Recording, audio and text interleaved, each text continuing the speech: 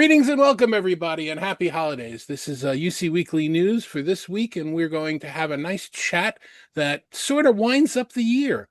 What were the bigger stories this year? What's going on? I have a lot of my friends on the call. Everyone was invited. These are the only five people that were actually interested in joining us. So I got to get more friends next year. I guess that's going to be a resolution. But I would like them all to introduce themselves. And this is the one time that we're going to go through, and I'm going to call on everybody one at a time. Tim Banting, since you're the first one on my image, why don't you introduce yourself, tell everybody who you are and what you do? Hi, David. Thank you for inviting me. I'm Tim Banting. I'm Head of Research and Business Intelligence at Techtelligence. Thank you, Tim. Mr. Michels, three Daves on the call. Really cool. Too many Daves. Davids, too many Davids. I got to ask you, David, you got that on-air sign up behind you, and I've always wondered if that goes off when you're not on the air. I've never known because you've always been on when we're talking. But David Michels from Talking Points, and can't wait to correct all of you. I appreciate that, Dave. And I guess I'll have to sit in the refrigerator and close the door to see if the light stays on. That's a good thing to try. Mr. Kieller, your turn. Yeah, so first, I do agree there's too many Davids on this episode, but what can you do? So I'm Kevin Kevins Keeler. too. Yes, there you go. I'm Kevin Keeler. I am the co-founder of Enable UC. I am part analyst and part consultant, and that parts together, I think, provides good value. Mr. Maldow. Hi, I'm David Maldow. I'm the industry curmudgeon and contrarian, and I'm disagreeing with everyone. I'm saying there's not enough Davids here. So that's my role here. Dave, I don't think you can get away with the people that are on this call calling yourself the industry curmudgeon. I think that's a title that's up for grabs. And I disagree. Last but not least, Irwin, your shot.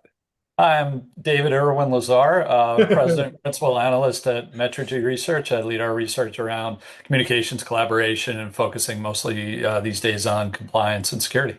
Just looking at your background there, Irwin, looks like Metrigy had pretty big layoffs. Yeah, it's my at least 7-year-old now Zoom background that I found somewhere and have never moved away from. All right, so let's talk about imaging just for a second before we get into the conversation. First of all, I bought these a year ago on clearance. I always like to wear something cool during the holiday shows, so there's I'm celebrating the holiday. The on-air light is actually pretty new. I used to have the Atari light, which is still back there, but I'm working on. I keep the background updated all the time. The latest one is there it is, the fireplace. If anybody notices that one, yeah. But I'm working on it. I have a lot of stuff on order. I'm also wearing shameless plug.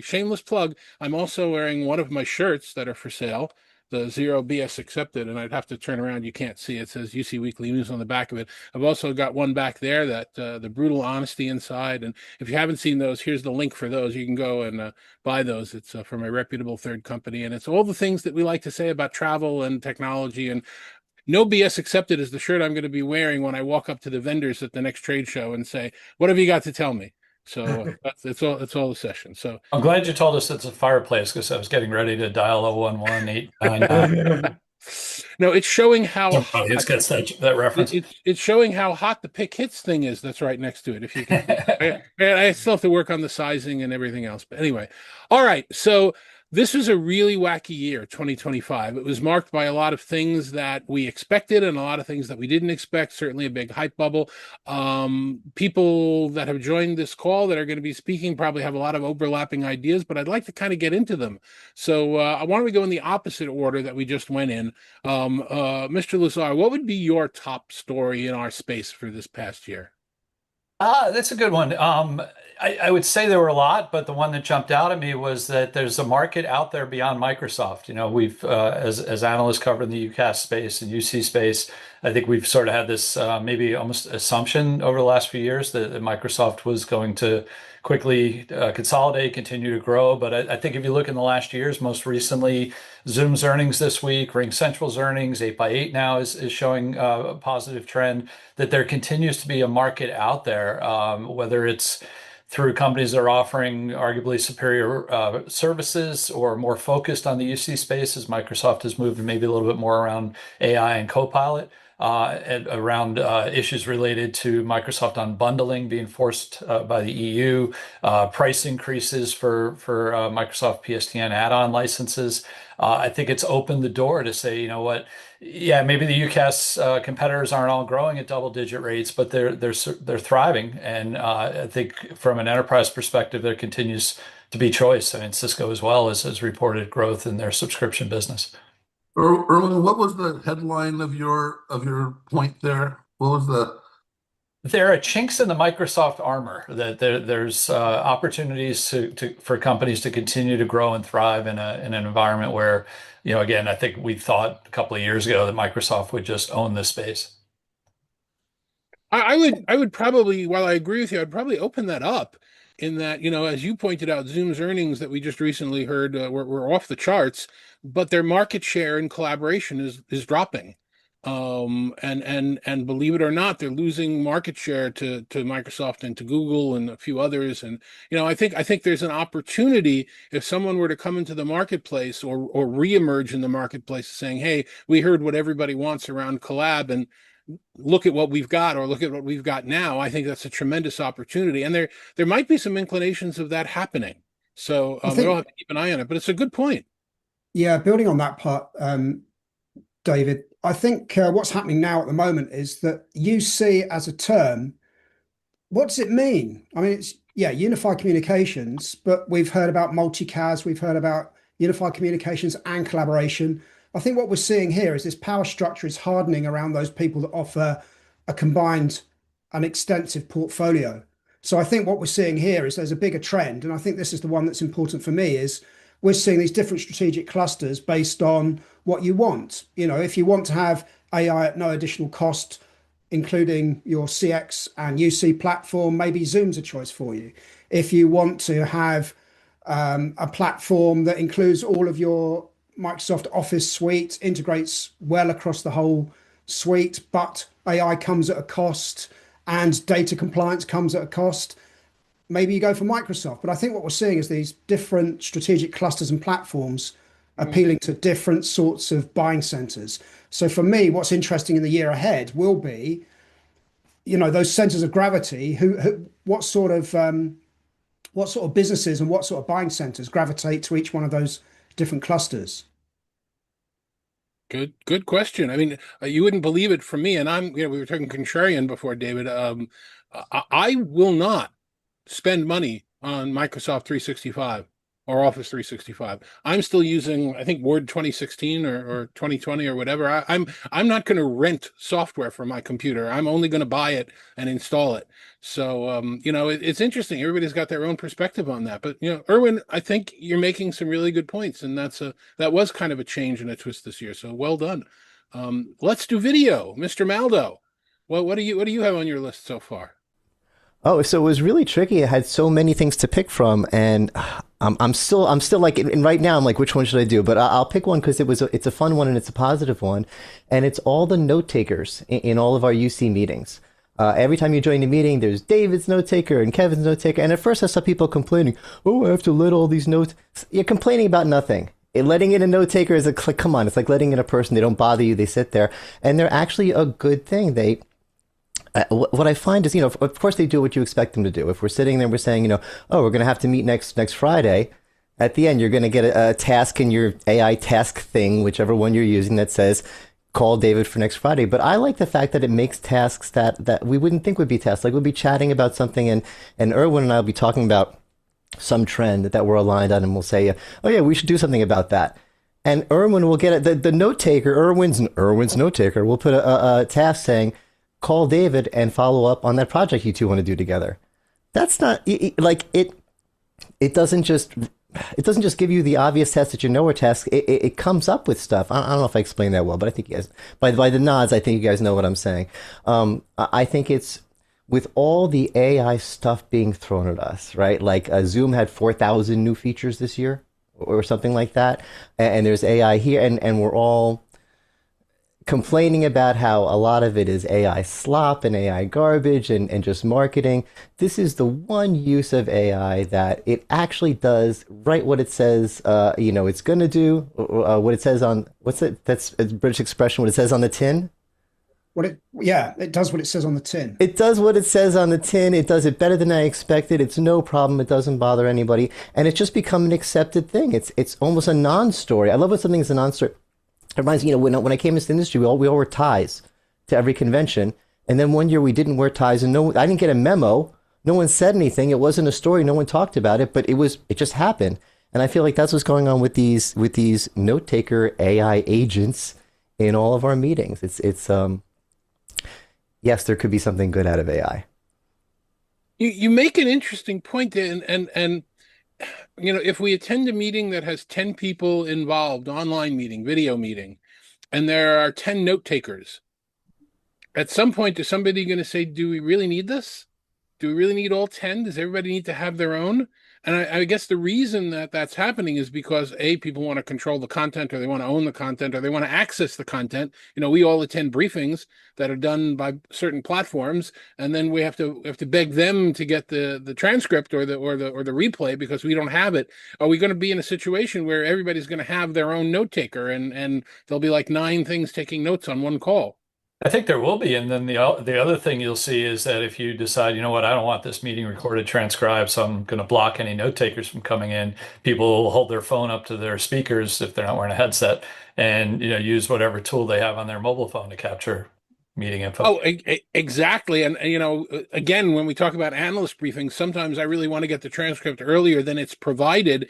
I do have an air gap phone next to my video device here so that if I'm on one platform and I don't want to have to wait for the transcript from them, I'm going to record it on another platform using the phone and, Yeah. and get the transcript immediately. I mean, absolutely. But, we're not the typical user. I'm trying to think of the typical experiences. Like I think I was on a call yesterday from an interesting client that I'm going to start covering. Not client, we don't have a financial relationship, but new product in the space.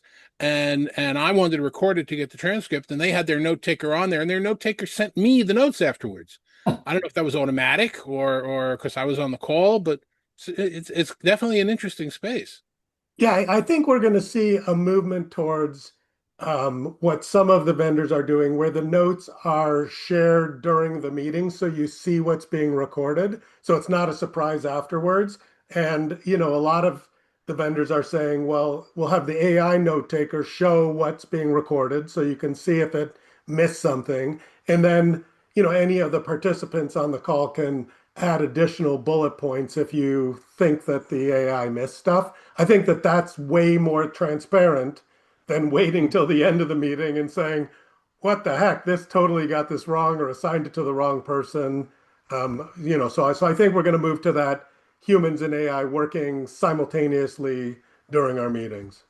I don't think that's going to happen at all, Kevin. I think you're way too optimistic there. I do a lot of time shifted work, and I regularly will miss a meeting that I should be at, but I'll try to attend it, a half hour after the meeting.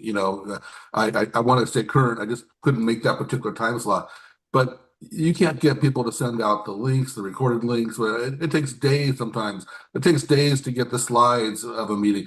The problem with real-time note-taking is that it's more of a transcript and it's not that smart. The better note-taking is after the fact, where it kind of looks at the whole call and figures out how much time was presented, where emotions got hotter and colder. And so those things it's not real time. And then for someone to send that out, and it's such a contradiction right now because our bosses or most employees are feeling pressure from their companies to learn AI, change their practices, embrace it, et cetera. But then we still have all these corporate rules, and it's like, well, we don't allow this recording, or you have to use our AI. You can't use it. This is going to take a while for it to play out. So I think David's point earlier, are we going to have 10 AIs in the meeting taking notes? No, there's no cost. It doesn't really get in the way. So the answer is probably yes. That's the path of least resistance for a while. But it is weird. Yeah. It is really weird. So there's Yeah, I a think major leakage or something like that where somebody's meeting transcripts got shared where they shouldn't be shared, and there's a $200 million fine from the SEC or something like that. You're right. Yeah. It'll still be the wild, wild west. And Irwin, But just on some of the panels that you've done where you've happened to have had a guest speaker talk about AI and recordings, I've made the point that we are still assuming they're right when they're probably not. And I had an interesting call, again, an industry call between one other analyst and a manufacturer. And it was a call where the first thing I did when I joined was I clicked the record button because I wanted a transcript. And the other people on the call said, you know what, don't record this one. We'd rather not. Okay, I stopped recording. The AI, assistant, companion, whatever you want to call it, was on. So about every 10 minutes or so on the call, I hit whatever the catch me up, what have we talked about so far, and I just copied and pasted the notes into a document up to the end of it. And at the end of that call, the call ended, and I immediately got the call summary from that AI companion, which didn't match the notes at all. Right. It's highlighting certain things that it thinks is important, but we don't know what that algorithm is. How is it determining what's important? It's not what I would consider important from the actual ongoing notes that it took. So I think we're trusting this stuff without really examining it, and that I think is a big deal. Well, but I think that this is where Dave Michels got it totally wrong. It's like, for example, like Microsoft Facilitator, if you turn that on, and it's easy to turn it on, it's not hard. Like AI Companion, with Zoom's AI Companion, you can just say, turn it on all the time. But Facilitator, to your point, David Danto, it shows you during this discussion the things that it is capturing. And so if you disagree with it, you don't have to wait to the end of the meeting. We all collectively see it. I can't think why that would be a bad idea. And Zoom has an interesting thing where you can do just jot notes, and then it'll use, so you determine what's important to you, because maybe not the whole discussion is, and then it uses AI just to flesh out the jot notes and add more detail from the transcript, right? So Okay, I don't want to. But the problem that you're not touching on it, everybody has their preferred tools. So your tool is the team's tool, and it works great for you with Facilitator. But for us to do our workflow, we need to be able to use our tools, whatever. And the meeting that I was just missed a few days ago, they sent me on a Google Drive a link to the MP4 file, and I said, great. And I started using my AI tools as I have access to the file. But it's like, oh no, Google restricts access to AI unless you have download rights. So the guy shared it to me, but he didn't give me download rights. So I couldn't use any of my tools. And so I had to go back and ask for permissions. So the problem is the workflow. It's not the technology, it's the workflow. And so if everybody, and then if you have a meeting that's in person, then are you going to use a different tool? If you have a meeting at a Starbucks, are you going to use a different tool? If I get invited to a Teams call, what am I going to use? And that's the mess we're in. And it'll only get more interesting as people start sending their agents to meetings, and the agent handles everything for them, where they're not even attending the meeting. Yeah. So Kevin, I'll make one comment on what you said that I think is actually kind of important, in that. And I don't particularly agree with the idea, but there are a lot of people that do the old school rules around meetings, so that when you got 16, 17, 20 people in a room, they want you to put your phone down and focus on the conversation. I'm a multitasker. I think that's stupid, but there are a lot of people who believe that. I'm afraid in this particular example, if I'm watching the notes and the AI, I'm not paying attention to what people are really saying. I'm now involved in adjusting the record instead of participating in the conversation. And it's good if that's good for somebody, but is that better than what we had before? I don't really know. I really quick. We want to replicate the real meeting. And when I'm in a meeting when I was an attorney and I'd have 10 attorneys and a paralegal, we talk and have our meeting. We weren't looking over the paralegal's shoulder saying, let's correct his or her notes as the meeting's going so we have a good record. You trust the paralegal to take the notes, and afterwards you look at it and you say, hey, they got this wrong. They always got it wrong. Just like the AI doesn't mean we didn't use the paralegal, we shouldn't use the AI. You were in the meeting, or someone was in the meeting, they look at the notes, they fix it, but you don't say, hey, paralegal, put your notes on the screen, and as the chief attorney's talking, I'm going to look at your notes. And no, you got to just have your meeting and trust your note taker and look at it afterwards. It's a weird workflow. It might be technologically possible. The AI can do that. They can put it up there and we can comment it and adjust it, but I don't think we want to. Sorry, Kevin, I love you, but. Yeah, what I find really weird about this, though, is we're talking about meetings, for goodness sake. With AI and agentic and workflow, I would have hoped that, we would have had an alternative to meetings, or AI would be smart enough to say, you've got 53 people on this call. this shouldn't be a meeting. This should be an event. This should be a one-way, you know, imparting of information. Or AI should be clever enough to realize we don't need a meeting for this. This is a project update. Just send me out the notes of where you are in the cycle. Have you completed the tasks on time? That's what I want AI to do, is less meetings rather than note taking for all of them, me going away and trying to read through those notes, seeing if there's any, you know, action points from it, if it's not taken down in the right way. I don't want any more meetings. I want to be able to do away with those. Mm. But a lot of that is down to corporate culture. Yeah. And I don't think AI will fix corporate culture. Yeah, I AI think is so. corporate So, culture. so Go I'm ahead. going to say I think you guys have created a whole bunch of use cases which have already been solved. So, for example, if it's important, you're in a court of law, you ask the person to read back the transcript. If you're in an important board meeting, you might ask the note taker, did you capture this? If you're in a facilitated session on a whiteboard, we all sit down and when somebody facilitates and writes it. There's different meeting types.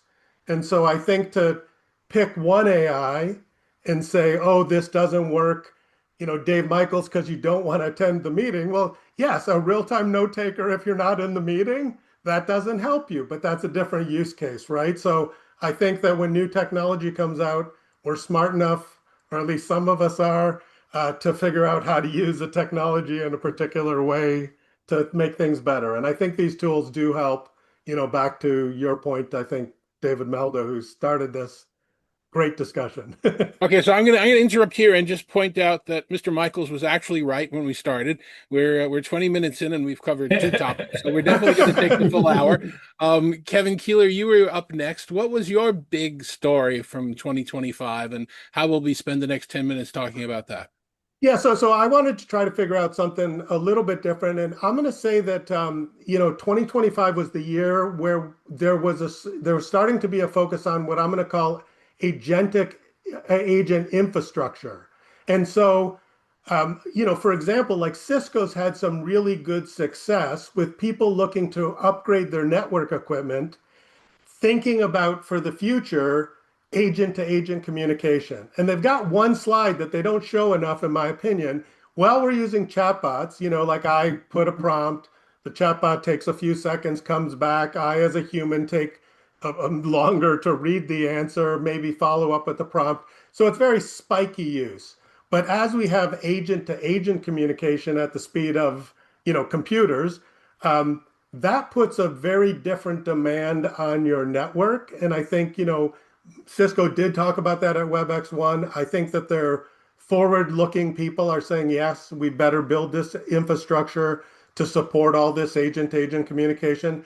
And just a couple of weeks ago at Microsoft Ignite, and there was big pushback on this, but really all about Ignite, the whole focus was on helping us all become agent bosses and control our agent workforce. And Microsoft says there's going to be 1.3 billion agents that are going to be in use by 2028.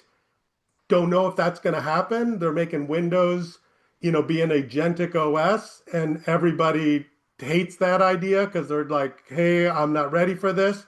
But I think we're starting to see 2025 that agentic infrastructure, and maybe companies that jump on it 2 years from now, when you're trying to control a workforce of 1.3 billion agents, maybe you'll say, thank goodness, they had that foresight. But that, I think, was what we saw starting and was kind of an under the covers story for 2025. Yeah, agentic was definitely the word of the year, right? Yeah, and I wanted to, move to the infrastructure piece of it as opposed to, I still like I'm not managing 20 agents and, 20 employees yet. I don't know about you, Irwin, but I think there are some early use cases and early adopters of this, but I think it's interesting if we're moving to 1.3 billion agents in a couple of years. Sounds like we're reinventing ourselves. I'm sort of thinking like, do you remember the days of Avid, the architecture for video, voice, and integrated data that Cisco came out with when they led the transition to IP telephony? It now seems like we're going to add another quad layer of AI in there so that I wonder if human interaction and voice will take precedence over AI. agents speaking to each other, or how they prioritize that, I'm not too sure. But interesting thought. A new sort of option for QoS, quality of service. Hmm. I mean, I think there are two issues that we're seeing. One is, how do you deploy all these agents and manage them and deal with security and the interactions that they have to have through different applications. You saw Oracle launch an orchestration platform that's designed for that. I just talked to another company that's getting into that same space. There's an infrastructure opportunity to put a layer in that interconnects AI with other applications that it needs, and then again, to manage it from a performance and security. And I guess the other big issue I think is really going to be a big one in 26 is the physical compute infrastructure. I live in an area in Northern Virginia where they've been building data center after data center after data center, and the backlash that has happened in the last year or 2 years now has completely reshaped the politics of data centers. People don't want them anymore. And yet at the same time, you're seeing, Google say, well, we have to double compute power every 6 months in order to keep up with advances. Where are they going to get the power? Where are they going to get the water? And where are they going to get the land to build these data centers where the communities will welcome them? I think could end up being a massive constraint on the growth of AI over the next year. And, the amount of compute resources that are required to do 1.2 billion agents, I can't even imagine what it would take. Underwater nuclear power. Yeah. It won't be underwater, it'll be in space, and that's coming. But Yep. But it is interesting. As long as it's not Starship launching it. Yeah. Data centers were ideal neighbors for a long time. They don't have any traffic. They don't pollute. They're just great little neighbors. And what he's talking about is a very important shift that's happening. Not on my view. No, David, as long as we're on you, what is your view? What's your top? So David Danto and myself have an advantage that we put out a monthly report. So I was able to go through the monthly report of the year and kind of pick up headlines. And it's extraordinary to me how many significant stories there are this year and how small they are at the same time, because we're at the beginning of so many things. There's so many transitions going on. And I just the list of really important stories from I know David's probably going to want to talk about MDEP, but just the Starlink and T-Mobile making cell phones to space, just all these little things that just they're a headline for a month or so, and then they kind of just disappear into the noise. But there's so many pieces like this that are just fundamentally changing the way we communicate, how we communicate, where we communicate. I want to actually go back to the beginning. Irwin talked about teams, and then Tim kind of amplified that he felt that UC was changing. These things are very related. Microsoft's had the ability to pivot to something that it sees as more lucrative with all of the AI story and how it's repositioning. A lot of the other companies have not been able to make that kind of same pivot, but they've all kind of pivoted away from the core plumbing of unified communications. No one's really talking about unified communications. No one's really talking about meetings. The AI story is really taken over. And I think it's important to note how much the AI story is evolving. And so I'm going to say that this is the year. This is the year. I could say that sentence with a whole bunch of topics here, but right now I'm going to say this is the year, 2025, that we saw a fairly significant change in one of the golden rules of business for the past 50 years. Is that as you grow revenue, you grow headcount, and this is the year that rule broke. And we are going to see.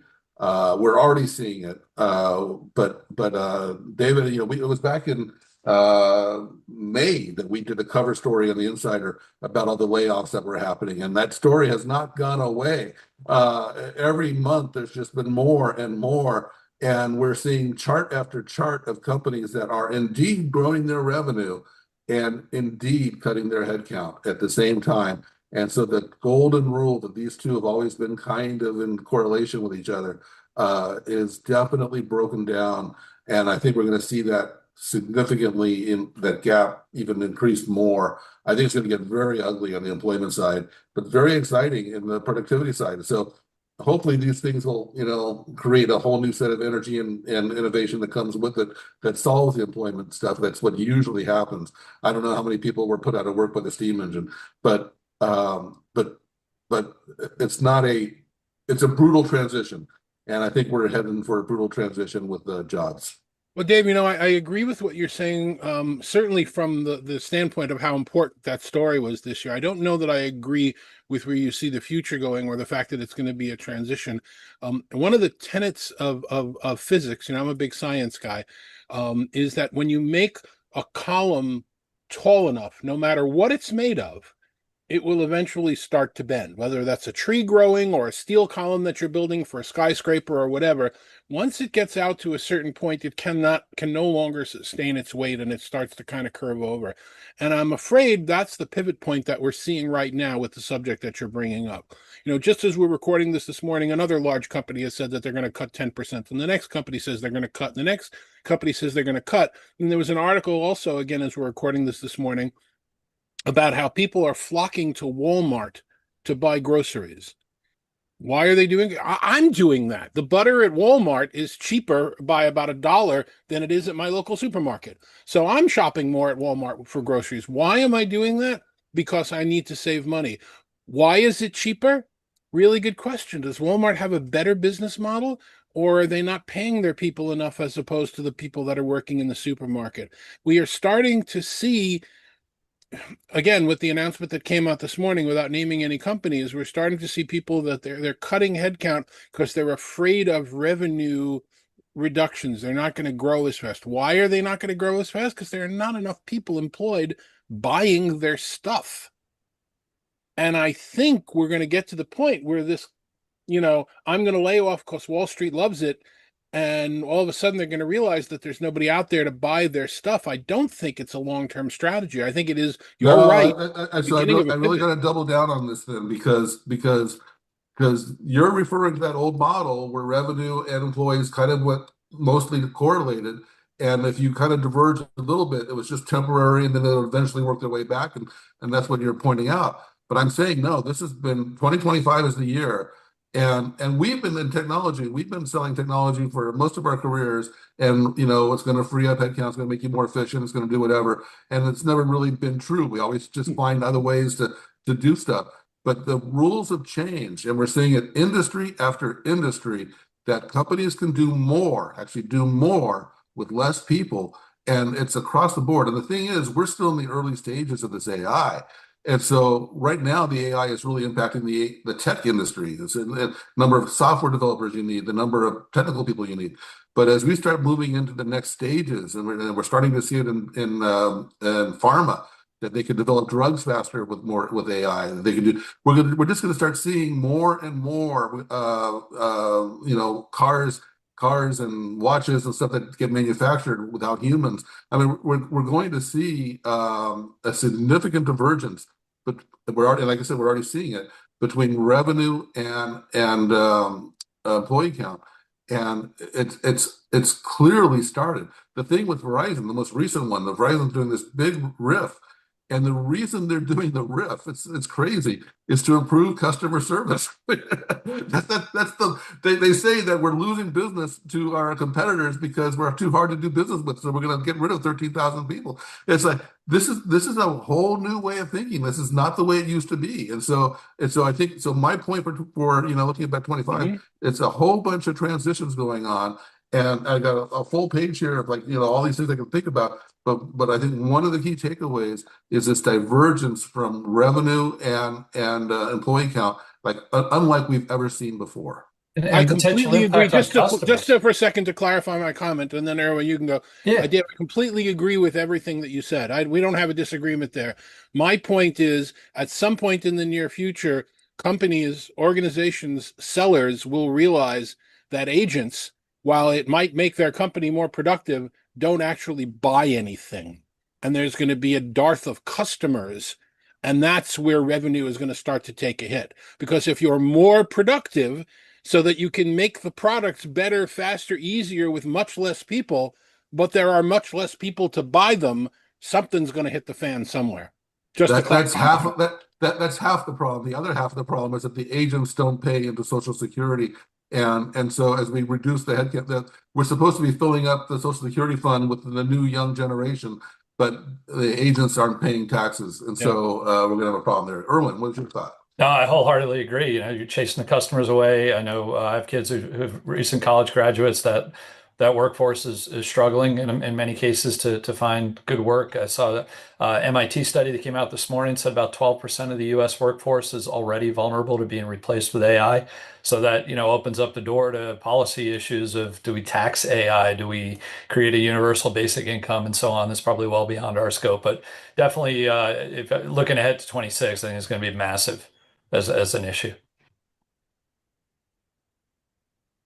Okay. After we put that little issue aside, Mr. Banting, what's your number one issue? Number two Yeah. issue. Oh no, it's number one. Okay. Let's go for number one. I think for me, 2025 has been the time where AI risk, security, and compliance has become a new center of gravity. I think looking back on the year, AI stopped being a bit of a fairy story or a fairy tale and has become quite a hard-hitting compliance story. And I think enterprises are now treating UC systems as regulated infrastructure and not just internal collaboration tools. So we spoke about recording of meetings. What happens if I mention something that's under NDA? What happens if I mention something that I shouldn't have? How do I make sure that meeting is compliant and is all the guardrails are in place around regulations? So I think what we have seen through the year is Microsoft has certainly doubled down on responsible AI frameworks and auditability. We've seen Cisco leaning into sovereignty with regional cloud boundaries and some of these sector-specific compliance features. And the reason why I think it's interesting is if I look at our Techtelligence buying intent data, we're seeing that there's tens of thousands of enterprise customers every week researching things like AI risk, AI security, and broader AI compliance tools and topics. It's the largest, most sustained signal of the whole year. So I think we're getting enterprises thinking about they want to understand what models we use. They want observability. They want to know how the AI has been trained, where the data flows, how they mitigate regulatory risk as well. So I think to sum it all up, the next competitive frontier is really going to be whether or not the platform can stand up to scrutiny from compliance, legal, and audit teams. So I think the industry has moved from this AI innovation and hype to more around AI accountability and assurance. Interesting. Do you think that we're going to get a test court case around the compliance issue? Is something going to come up from one of the public LLMs or from one of the private uses of discovery inside an enterprise and it wasn't handled correctly or recorded or saved? Do you think there's something coming up that's going to hit something? That's the only thing that's going to change. I mean, what we find out along the tech hype cycle really is that the technology takes off, and then a couple of years behind it, you get all the legal and regulatory stuff that comes out, and there's usually a few test cases that prove it. So I'm waiting for something to happen, and all of a sudden it's like, well, how did that AI make that assumption? What happened? And in regulatory industries or regulated industries, things like healthcare, that's a legal minefield. If you get AI making a decision and it's the wrong decision and someone dies or gets injured, you better have observability in place, because when that goes to court, you're going to have to prove that you had due diligence and took care somewhere along the lines. Well, first off, you're cheating. The rules are to talk about the biggest things in 25, not the biggest things in the coming up.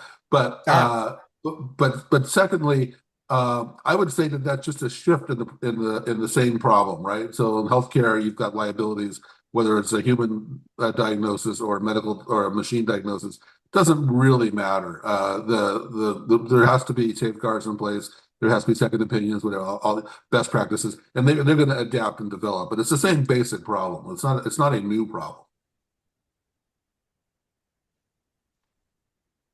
I was going to ask the question whether we think that the test case around Air Canada when it came up with a fair sale, their AI came up with a fair sale that didn't exist, and the court said it needed to be honored. If we're going to start to see that replicate in other industries, that anytime AI makes a mistake, the courts are going to say, who is agentic? Who has the agency when my AI says, Yep. yeah, I mean the meme that's floating around the internet right now is around are these mushrooms edible? And somebody Mm. eats them, and they're in the hospital, and they ask the AI, and the AI says, "Oh yeah, those are poisonous. I mean, you could have eaten them, but where is the Yeah. agency? Where is Yeah. the responsibility?" I The, don't think the, we've resolved that at all. does your dog bite? Is the Inspector Clouseau version of that? I, it's not my dog. Exactly. That's not my dog. Yeah. Uh, But All don't you right. think that Well, observability, how AI makes these decisions, should be visible in the business? Or are you quite happy just saying, well, I don't really care. It doesn't matter. It's made the decision for me. yeah, Do you think we have that's an no way of important knowing thing? how the AI makes a decision. It's just like we have no way of knowing how a human makes their decisions. You know, And so I think it depends on the AI. I mean, we use Gemini a lot. Gemini will give you all of its sources and show you how it's thinking and things like that. And it's not super accurate in a lot of the research that I do. It'll find garbage on the internet. And, a lot of people are probably going to be focusing on poisoning it if they're not already.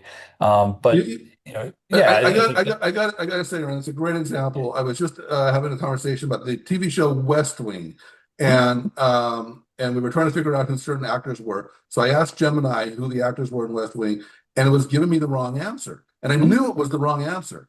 And it was giving me sources for everybody else but this one particular person. And I was like pushing back. You didn't give me a source on this person. I think you're wrong. And I said, no, you're right. And was arguing with me, and we kept on arguing. And then I was able to like trick it into approaching the problem a different way. And it finally admitted, you are right. This person was never in West Wing. And it took, a lot of effort, even though it had footnotes and even though I kept on telling it all that stuff. And so I don't, there is a trust issue. And that's going to take yeah. time to, yeah. Yeah, I And would there's a not. difference between AI that's trained on, Twitter and Reddit and all those other public sources, and those that are trained on your data, which hopefully, in theory, you can rely on more for business use. I think that though there's a broader issue that like even if there is observability, so let's say you're a financial institution and you have to be able to justify, kind of why you gave or denied a loan.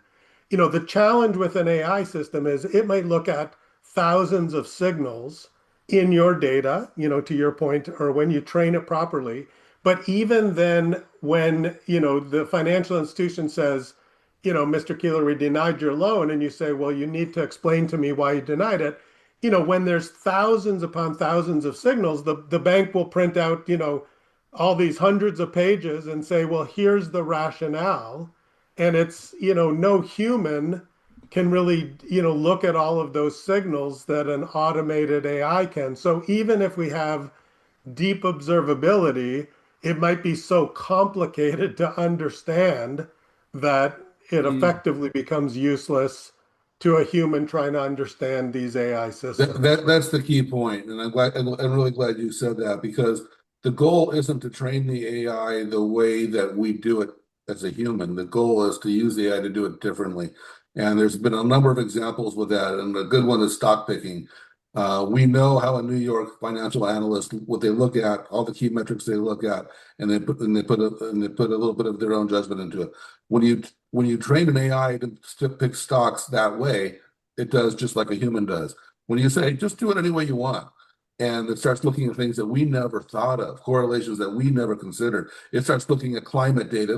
It starts looking at all kinds of stuff, and it actually does better. And so trying to understand how it got there is often defeating the purpose of using it. It's interesting. I'm going to play a clip here in a second of the scene from The Matrix where Morpheus talks about how we all patted ourselves on the back because we discovered AI. But what we know for certain is that at some point in the early 21st century, all of mankind was united in celebration. We marveled at our own magnificence as we gave birth to AI. And the plot line of The Matrix is that the AI took over the world and it became a challenge between AI and humans. I think we're at that same pivot point where we're all, proud of ourselves of creating AI. But what I think the reality is I don't think AI is going to kill us. I think our reliance on our inappropriate reliance or our inappropriate use of certain AI is what's going to get to us. I'm reading stories on the internet about people that are interviewing for jobs that are going 2, 3 layers in before even speaking to a human, that they're Yeah. recording answers to a bot.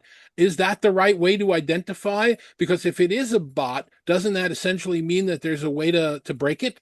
That there's a way that you can cheat the system and there's no human there watching it? Is it safer? Is it less safe? You're assuming the humans can't be broken, but there's a whole bunch. This is what I'm saying. We're at this point in time where there's just all these little things that are starting. They're going to have huge ramifications. Along those lines, the idea of having an AI chat companion, I think is fantastic for elderly people. I think, if you're living alone and you've got no one to talk to, I think these are fantastic. Talk about the news, talk about all kinds of stuff. I think they're incredibly dangerous for teenagers and youth.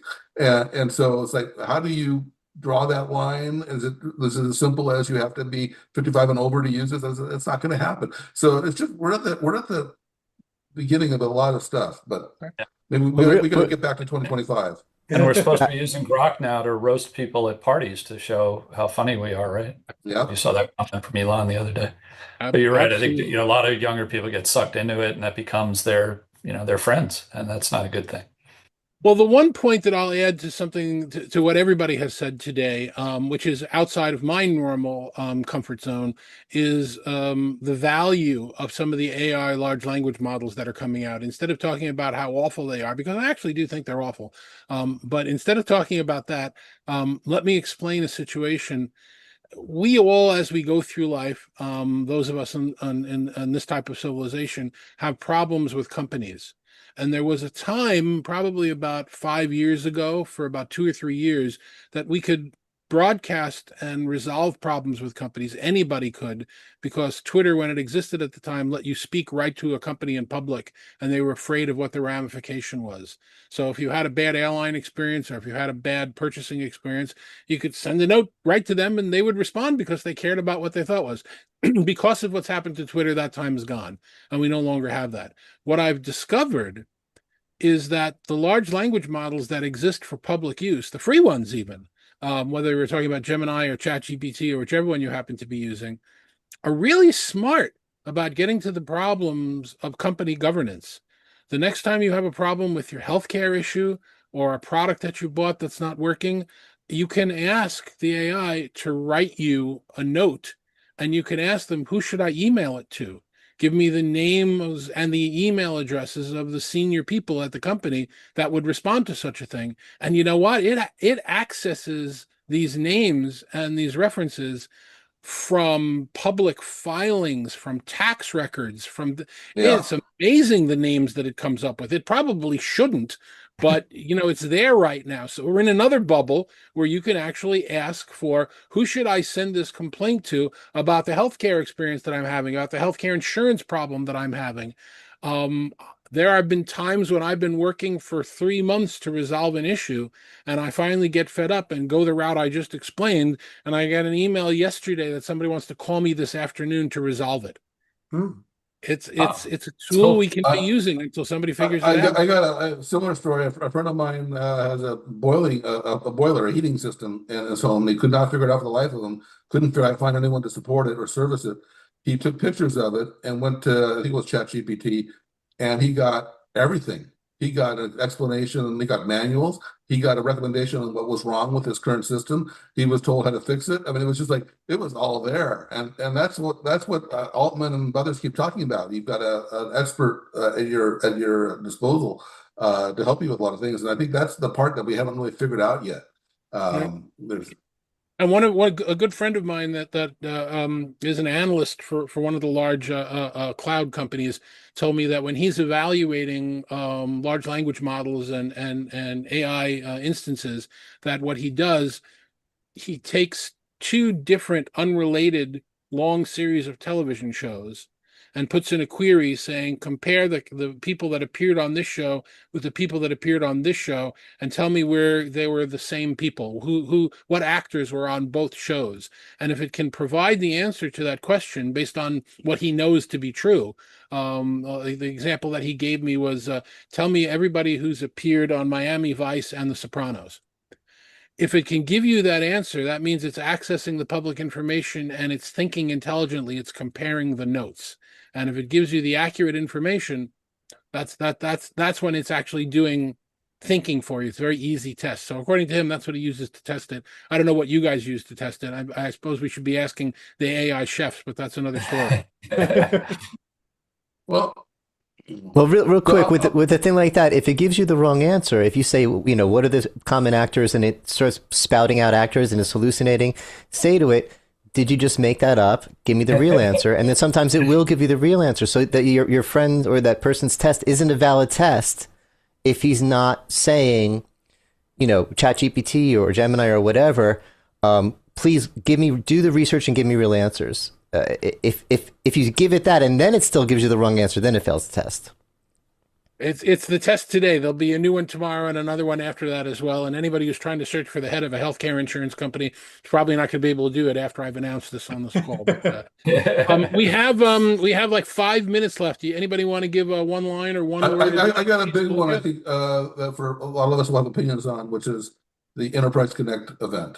End of an era. It's been 20 years, something like that, in Orlando every year. There was a lot of frustration with the show this year, and now it's moving to Vegas. And I think that's one of the bigger stories, actually, of our industry, of why that's occurred. If anyone has an opinion they want to share, I certainly have my thoughts and what that represents. I'm hoping that they will be successful, but none of us really know what the experience is going to be like until we experience it there for the first time. That's the first point. I have my reasons for thinking why they did it. It's been a difficult economic model where you're charging the exhibitors and you're charging the attendees. That's a squeeze that's very hard for a public trade show to work. You're typically charging one or the other, but not both. But I'm hopeful that it'll be successful. I'll be there. We'll see.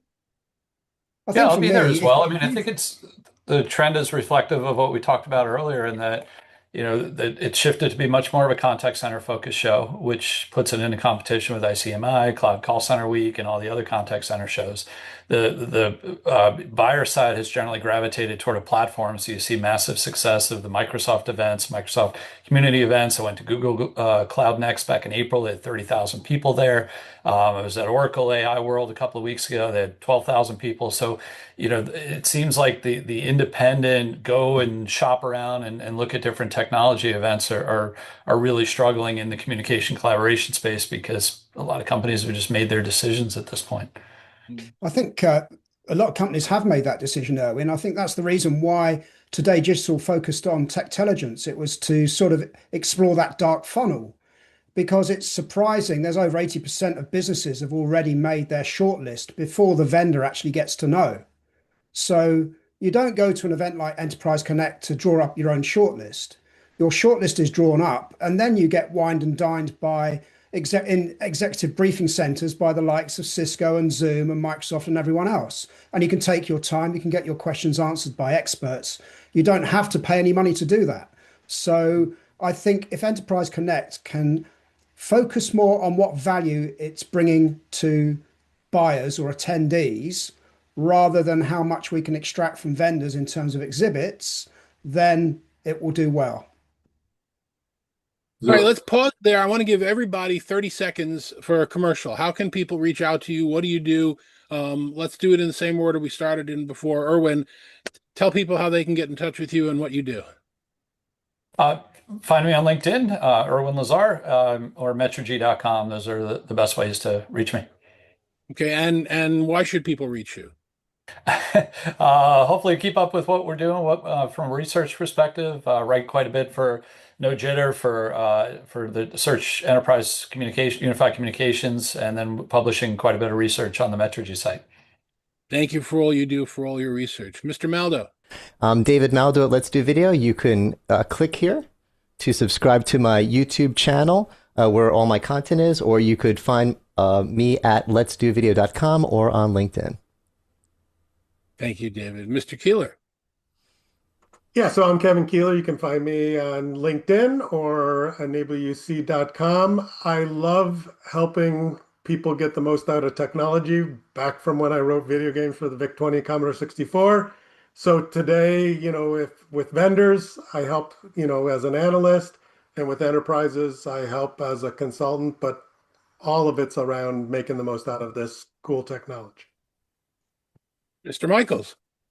David Michels, Talking Points. You can find me at the airport usually, and talkingpoints.com. With a Z. Talking Points with a Z. You forgot to say that. Mr. Banting.